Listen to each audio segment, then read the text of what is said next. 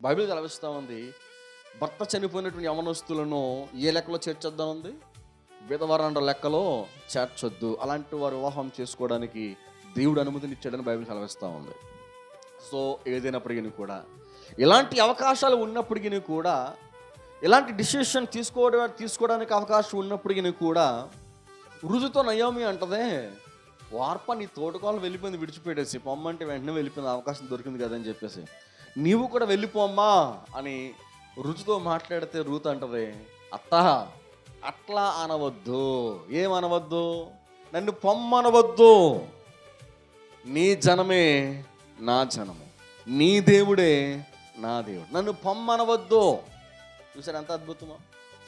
అంటే తనతో కలిసి కాపురం చేయడానికి భర్త లేకపోయినప్పటికీ కూడా అత్తను ఎలా భావిస్తుంది? ఏమే ఒక తల్లిగా భావిస్తుంది.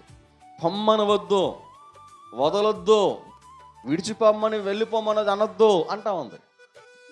ఈ రోజున భర్త బ్రతుకున్నా సరే అత్తను తల్లిగా కాదు కదా, అత్త కూడా చోట్ల చాలామంది ప్రిమిడి దేని పెట్టారు. ఈ రోజున ఒక విషయం చెప్పంటారా, చాలా కుటుంబాల్లో కొట్లాటల గొడవలో కారణం ఏంటంటే, నా అత్త మూర్ఖురాలు కాబట్టి నేను కూడా ఎలా ఉండాలి? మూర్ఖురాలుగానే ఉండాలి. ఆ తడ్డు అంటే నేనేమనాలి? నేను తడ్డివే అనాలి. తక్కువ తెచ్చానా అని కొందరు మాడుతూ ఉంటారు. దయచేసి సో ఆ రకంగా మనం ఆడకూడదు. వారు ఏ మాదిరిగా ఉన్నప్పటికీ కూడా మనం కూడా ఏ మాదిరి చూపించాలి? ఒక తల్లి మాదిరి, ఒక కూతురు మాదిరి, ఒక క్రీస్తు మాదిరి ఇలాంటివి కనపరుస్తూ ఉండాలి. దేవుని మహిమగలను గాక. అంటుంది, నీ జనమే నా జనము. నువ్వు ఏ కుటుంబాన్ని కలిగి ఉన్నావో ఆ కుటుంబమే నా కుటుంబం, నువ్వు ఏ ప్రజను కలిగి ఉన్నావో ఆ ప్రజలే నా ప్రజలు అంటా ఉంది.